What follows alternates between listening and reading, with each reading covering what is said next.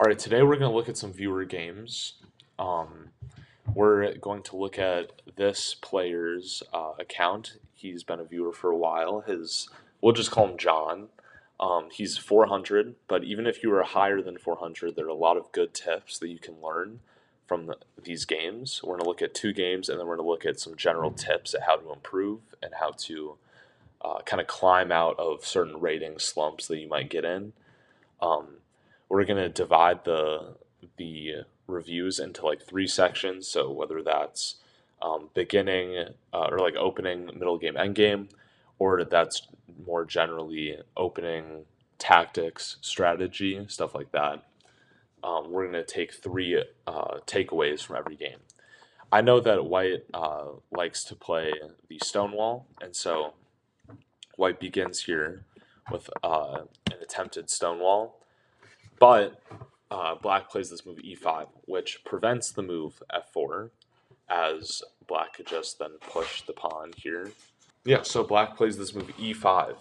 This is going to stop White from playing the Stonewall because Black has this move e4, which is going to kind of clog everything up. This is why you cannot play the move f4 now, because of the move e4. So in this case, you probably have to take this and then drop your bishop back, which is what White does. But the problem is that we fail to realize that our light squared bishop is going to be our best piece of. It's always worth whatever opening you play to figure out what your best piece is, and you can usually figure that out by looking at the pawn structure. So in the stone wall, most of the pawns go on dark squares, and then this is supposed to be on f4. Most of the pawns are in dark squares, which means that your dark squared bishop is not very good because it's fighting for space with all those pawns, whereas the light squared bishop can move between them, which makes it really strong. So you should try to preserve this light squared bishop by moving it backwards. Now, we play this move f4, which just allows Black to capture this bishop. We would then recapture with the queen, and we'd be left with this bad bishop for the rest of the game, which is not exactly what you want. Now, you may be asking, how then do we play the Stonewall if Black has this response with e5? And the key here, this is how you can improve in your openings. It's to say, okay, well, maybe to prevent e5, we can switch up the move order. Instead, maybe we could play f4 now, which would stop the move e5. Now, of course, the engine's going to suggest some moves like knight to b4, which, that's another line you probably have to look at. I know there's positions where you can attack it and trade your bishop, but I don't play the Stonewall.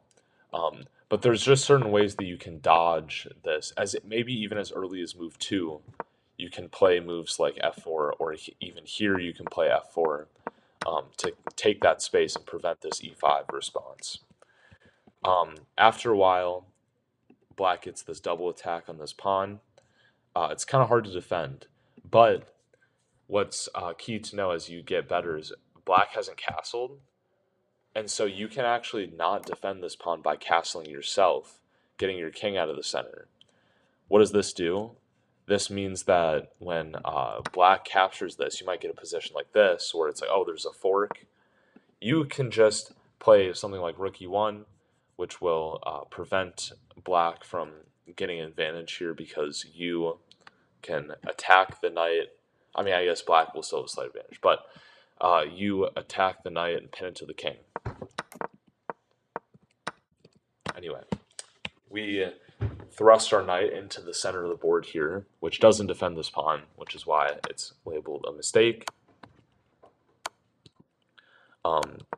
Instead of capturing this bishop, we come out to the side, which playing bishop attacks where they can easily be counterattacked by a pawn, usually not very good, because if you look at this position, it's our turn, but after this and like this and this, we have a very similar position, except now it's Black's turn. So you pretty much just gave away your move because you wasted 2 moves with your bishop going here and here, whereas Black only wasted 1 move playing this pawn up. So it's kind of just a waste of time. But instead, Black brings the knight back, which allows us to win a knight here, which we do take. and then black immediately hangs their bishop. And so, this is 400. You're going to find yourself in positions where you are up 2 pieces. And the key to winning these games is how do you continue? And so from here, the key is to just trade all the pieces. First things first, you need to get castled though, because getting your king to safety is the most important thing in chess. And if you can castle, it's probably a good move. I always tell people, if you can castle and not much is happening in the position, it's never going to be a wrong choice to castle. So that's why I would recommend this. Black is also threatening to attack white with all these pieces, which are going to create multiple different attacks on the king. So that's why you got to get out of the center. Instead, we take this pawn, which we get checked, and now see our king's in the center, and we don't want that. Black continues with a few attacks, eventually winning our bishop, and we start attacking across the side of the board. We keep our king in the center, and you can see how this starts making us lose the game. We pin ourselves with our bishop here, which enables this f6 move. Now we're probably going to lose that bishop, and yeah, this is just a rough position now. Black hangs a rook, but these are going to be hard moves to spot at 400. But after that, yeah, it's just a lot of different attacks, and it seems like white gets checkmated. I mean, it takes a while, but you can see the time difference, 8 seconds to 4 minutes, is also kind of rough. So the 3 takeaways here. Opening, I would say you want to revise the opening a little bit. Choose a different move order than c3 here. Instead, play f4, maybe play f4 back here. Kind of maybe switch it up that way. As per the middle game, I'd say the biggest thing is we need to work on our strategy. This basic strategy, it's kind of like the basic rules that they tell you about chess. So that would be develop your pieces, which I think we're actually pretty good at. Castle your king early, and then there's some more advanced stuff like trying to control the pawn breaks and stuff like that. But for now, I would say the main thing is develop pieces, get castled, and only make even trades, or obviously take free pieces.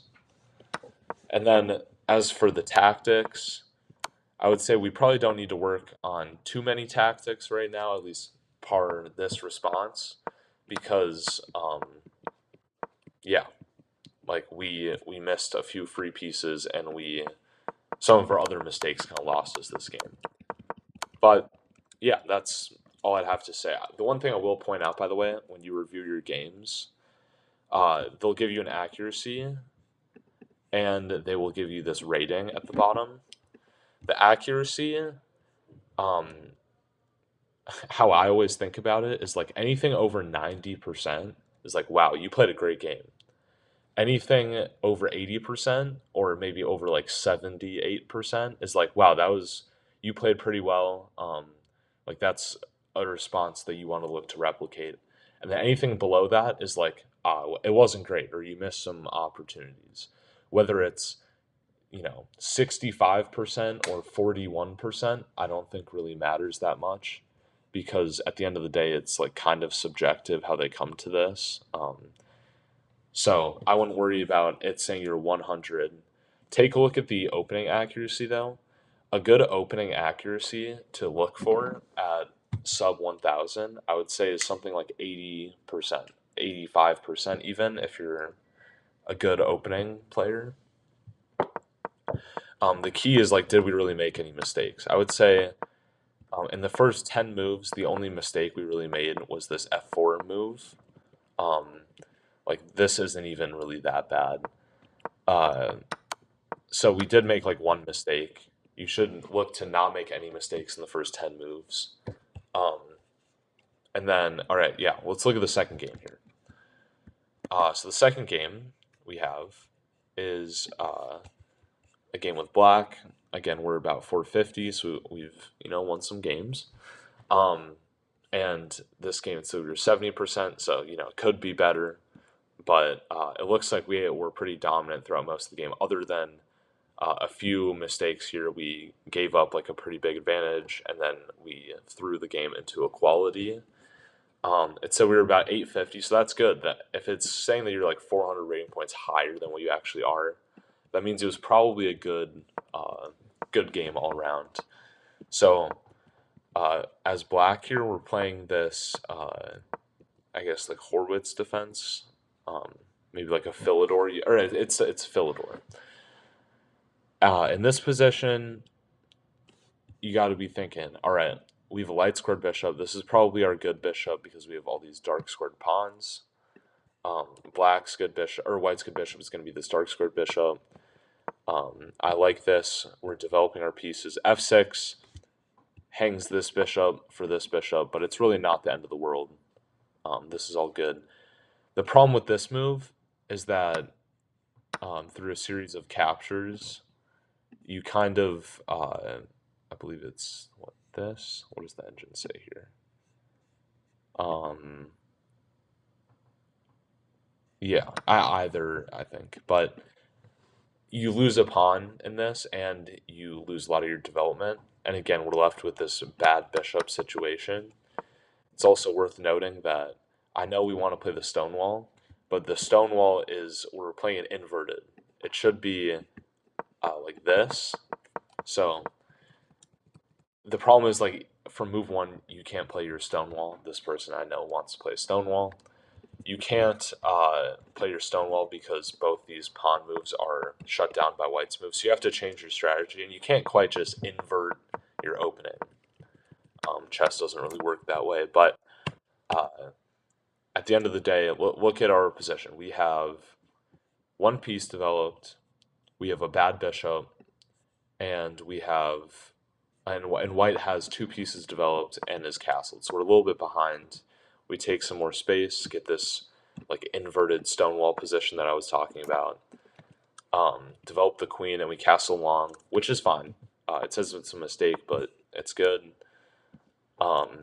Develop our knight.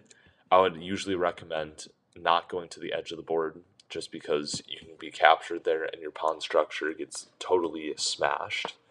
So it's better to go to the middle.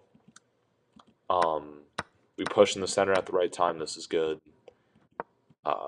Developing pieces. We should not give up a rook for knight. Rook is 5, knight is 3, so this would be a bad trade for us. But instead of taking it, white goes here, which allows us to move our queen. These are good trades. And then this is a free knight. All right, so again, we're up a piece. What does this mean? This means trade all the pieces. We're already safe with our king this game, so we just have to trade our pieces. We immediately sack a rook for a pawn, which is not great. But then they give their knight back. So again, now we're up again. We have 2 knights for a rook. That means trade the pieces. And now we're up 2 knights flat. I like how we play this. And then from here on out, we should be looking to trade these rooks. One way that is kind of a cheeky way of doing this is by playing a move like, here, how can I set this up? Like, imagine in this position we go here, and then you can, we gotta move our king one more. Let's just say we get a position like this. One thing you can do is you can always sack pieces like this to get a fork and win a rook back that way. It's just a good way of simplifying the game. But instead, we just push our pawns, which is totally good. We hide our king around our pieces. That's good. And then we just push and make a queen, it looks like. Yep, okay. And then from here, the game is over. All right, so the biggest thing here, I would say, is the opening needs a little bit of work as far as developing pieces. So this was all good, but at this point, I would probably recommend just blocking with your own bishop. Generally, moving your f-pawn is not a good idea in the opening, which is why I'm not a huge fan of the Stonewall. Um, and from this point, um, yeah, it's all about developing your pieces to good squares. So the knight can go to the middle. Everything else here was honestly pretty good, other than just like some, you know, don't give up a rook for a knight, or don't sack a rook for a pawn for no reason, stuff like that. Um, but yeah, this was a pretty good game overall. I want to talk about some key ideas here. I have a few graphics to show. Um, Give me 1 second to pull those up. All right. So here is kind of a graphic I made to think about how to improve at chess. So you have the three stages of the game: opening, middle game, end game. And the way you get better, other than just playing the game, is by learning specific things about each stage of the game. Improving your openings is mainly uh, learning opening theory and practicing. Middle game is tactics and strategy. End game is learning different checkmates, but also different end games and end game structures, like with pawns and stuff like that. So for the opening, here are each of the different like categories, I guess, for all of them. I would probably put John here as maybe even an early intermediate in terms of opening, somewhere probably between these two. For middle game, I would say probably closer beginner, and for end game, I'd say probably closer beginner. The good news is that to hit like an extra 300 rating points to get to 700, you pretty much only need to level up one of these to early intermediate fully to get there, and then make sure the others aren't losing you the game outright. Um, and I want to focus on the middle game here because the middle game has those two elements of tactics and strategy. Yeah, there we go. I would say, in terms of what a beginner middle game player looks like, there's no real strategy. Like, you're not thinking about where to put your pieces long term. And we're not looking at any known tactics really, other than just taking free pieces. Early intermediate, you start learning some basic tactics and some beginner strategy. And I will show this in a second. And then as you progress, you get to more advanced tactics, master level tactics, and more advanced and master level strategy. The last thing I wanted to say is for these different ratings, I put like a rough ELO um, on them. And so I would say uh, beginner is probably about 0 to 900 for my scale that I created, and continuing on. And going back here, what that means is to hit like 700, 800, you just need to get one of your skills up to about a 900 like rating level player. I think, in my personal opinion, the easiest of that would be to do end games. Um, but for the sake of today, I'm just going to show some quick strategy elements here. So the first thing I would do is I would start by doing puzzle rushes on chess.com on the unlimited time format.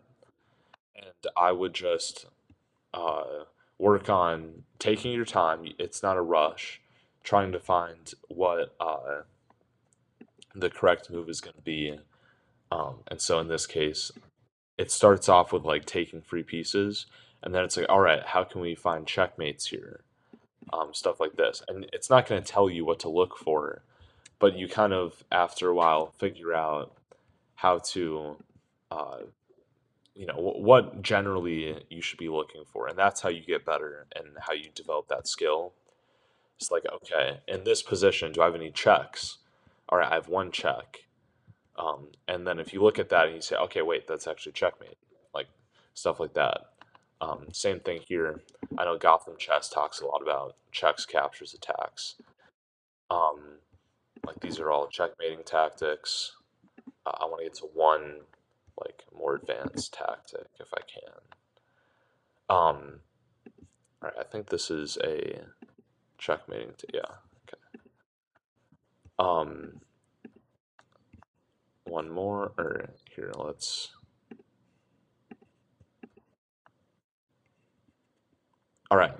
Actually, no, this one is also boom. All right. I'll show you with the other platform because the thing is, you only get one Puzzle Rush a day if you don't have premium. So I'd also recommend potentially going over to Lichess and checking out the puzzles tab here, where they have a similar kind of thing where it's just like, oh no, wait, I'm not paying attention. Um, oh, we're going this way. Okay, I thought we were going the other way.